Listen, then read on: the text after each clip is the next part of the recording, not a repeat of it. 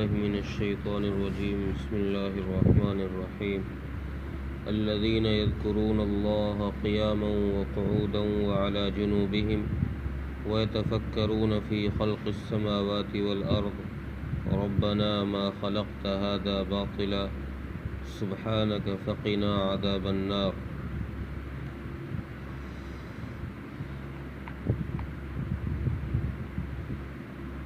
پچھلی آیت میں اللہ تبارک و تعالیٰ نے اہل عقل جو لوگ ہیں، عقل مند جو لوگ ہیں، ان کے لیے فرمایا کہ وہ ہماری بنائی ہوئی چیزوں میں غور و فکر کرتے ہیں۔ اب وہ عقل مند ہیں کون لوگ؟ اس آیت میں ان کی کچھ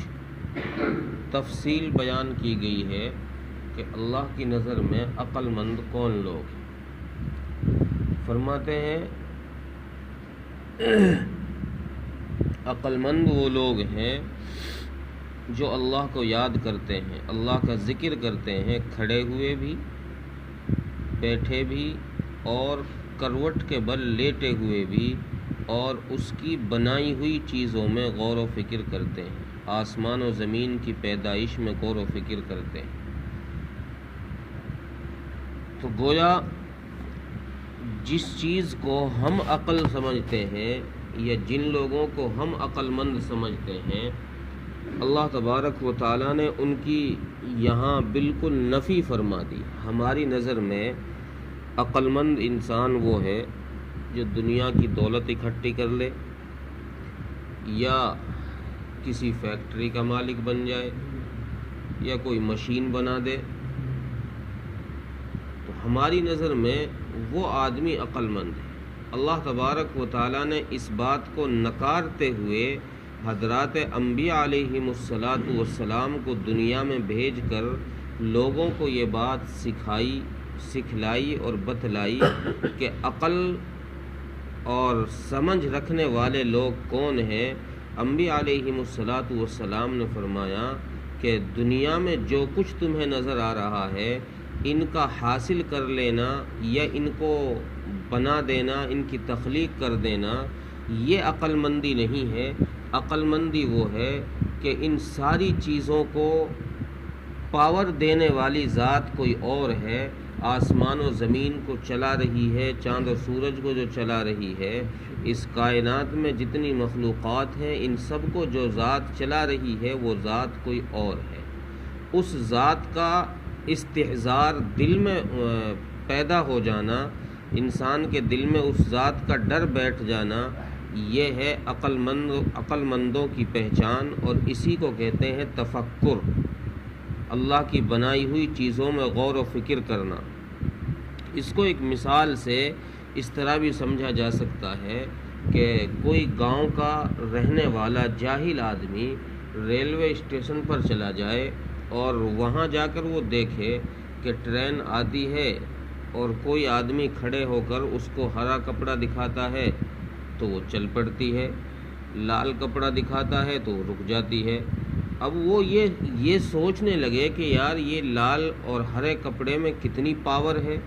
کتنی طاقت ہے کہ ان کے دیکھنے سے اتنی بڑی مشین، اتنی بڑی ٹرین رک جاتی ہے اور چل جاتی ہے۔ تو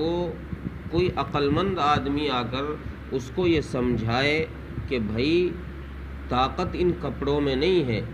طاقت تو اس انسان کے اندر ہے جو اس مشین کے اندر، انجن کے اندر بیٹھا ہوا ان کپڑوں کو دیکھ کر کے اسے روکتا اور چلاتا۔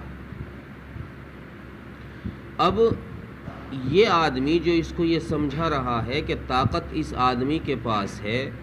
جو انجن کو چلا رہا ہے، کنٹرول کر رہا ہے،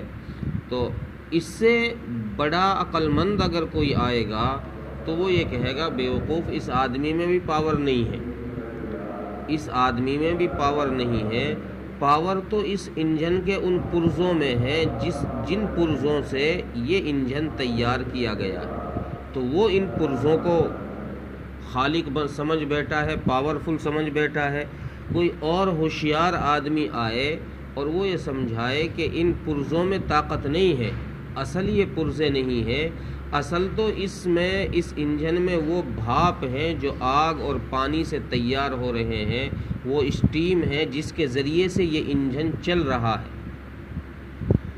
کوئی سائنسداں آ کر یہ سمجھائے کہ طاقت نہ اس انسان میں ہے جو اس کو چلا رہا ہے، نہ اس انجن میں ہے، نہ ان پرزوں میں ہے، اصل طاقت، اصل پاور وہ ہے بھاپ کے اندر جو آگ اور پانی سے تیار ہو کر اس انجن کو چلا رہی ہے، اصل پاور وہ ہے۔ انبیاء علیہ السلام نے آ کر یہ سمجھایا لوگوں کو، یہ بتلایا کہ دیکھو نہ تو انجن میں پاور ہے، نہ پرزوں میں پاور ہے، نہ اس بھاپ کے اندر پاور ہے، پاور اس مالک حقیقی کے پاس ہے جو ان سب کو بنانے والا ہے، جو آگ اور پانی، جو اس آگ اور پانی کو پیدا کرنے والی ذات ہے، جس کے ذریعے سے تم یہ بھاپ بنا رہے ہو، اس مالک حقیقی کو پہچانو، اس کی ذات کو اپنے اندر میں استحضار رکھو اور اس کو پہچان کر زندگی گزارو۔ اس کا نام عقل مندی ہے، اور یہی سبق انبیاء علیہم السلام نے لوگوں کو آ کر سکھایا کہ اس اللہ کی ذات کو ماننا جو اس کائنات کو چلا رہا ہے۔ چونکہ یہ اتنا بڑا نظام، اتنی بڑی زمین، اتنا بڑا آسمان، اور اس آسمان میں اتنا بڑا سورج، ستارے، سیارے جو ہر وقت چل رہے ہیں، ان کا آٹومیٹک چلنا یہ سمجھ سے بالا تر ہے۔ یہ ماننا پڑے گا کہ ان کا چلانے والا کوئی ہے جو ان کو صحیح وقت پر چلا رہا ہے، کہ آج تک ان کو نہ سروس کی ضرورت پڑی ہے، چاند و سورج روزانہ چل رہے ہیں، سیارے آسمان میں روزانہ چل رہے ہیں، آج تک ان کی کہیں نہ سروس ہوئی ہے، ان کے نہ پرزے گھسے ہیں۔ تو وہ خالق کائنات جس نے ان سب کو بنایا ہے، اور وہ اس انداز سے بنایا ہے کہ یہ اسی طرح چل رہے ہیں، آج تک ان میں ایک سیکنڈ کا فرق نہیں آیا ہے، وہ خالق حقیقی ہے، وہی مالک حقیقی ہے۔ اس کی ذات کو پہچاننا یہ عقل مندی کی علامت ہے۔ اور پھر اللہ تبارک و تعالیٰ نے ان کی جو پہچان بتلائی، وَيَتَفَكَّرُونَ فِي خَلْقِ السَّمَاوَاتِ وَالْأَرْضِ، عقل مند لوگوں کی جو پہچان بتلائی وہ یہ بتلائی کہ یہ لوگ اللہ کی بنائی ہوئی، اللہ کی پیدا کی ہوئی آسمان و زمین میں جو غور و فکر کرتے ہیں، تو اس غور و فکر سے ایک تو یہ چیز سمجھ لینی چاہیے کہ فکر، غور و فکر جو ہے، تفکر، یہ کہتے ہیں کسی ناسمجھ چیز کو سمجھنے کے لیے اپنے دماغ میں خیالات کا صحیح ترتیب سے بٹھانا۔ کوئی چیز ہماری سمجھ میں نہیں آ رہی، ہم اس میں غور کر رہے ہیں، دھیان کر رہے ہیں کہ یہ چیز کیسے بنی ہے، کیا ہے، اس سے کیا فائدہ، کیا نقصان، تو یہ دماغ کے اندر ان خیالات کا بٹھانا صحیح ترتیب سے کہ دماغ اس چیز کے صحیح ہونے کو قبول کر لے، اس کا نام فکر ہے، اس کا نام تفکر ہے۔ تو اللہ تبارک و تعالیٰ نے عقل مند لوگوں کی یہ پہچان بتلائی کہ وہ اللہ کی ذات میں نہیں، اللہ کی بنائی ہوئی مخلوقات میں غور کرتے ہیں، ورنہ تو اللہ کی ذات میں غور کرنے سے تو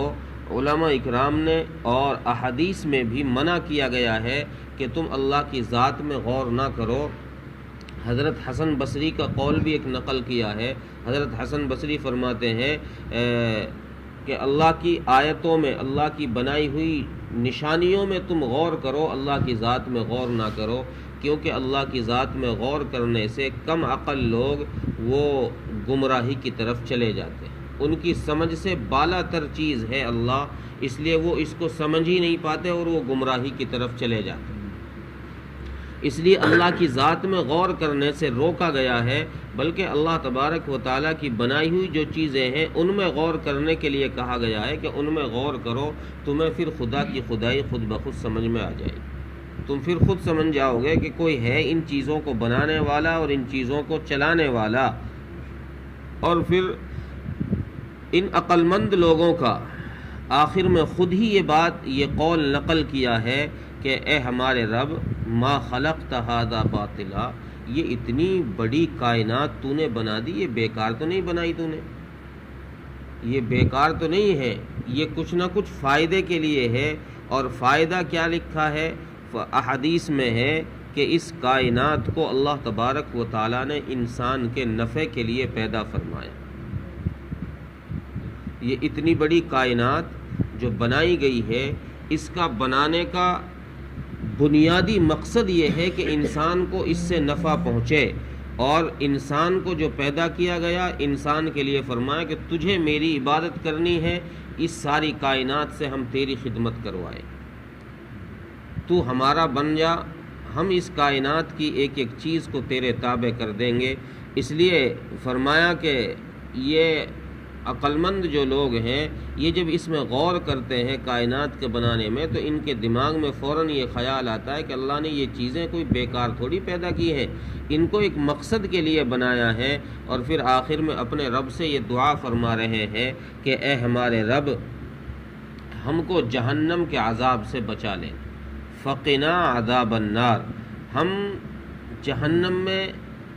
جانا نہیں چاہتے، ہم اس عذاب سے بچنا چاہتے ہیں، اس لیے تجھ سے درخواست ہے کہ اگر ہماری دنیا کی زندگی میں ہم سے جو کمی کوتاہی ہو جائے، کوئی خامی ہو جائے، تیری ذات کے،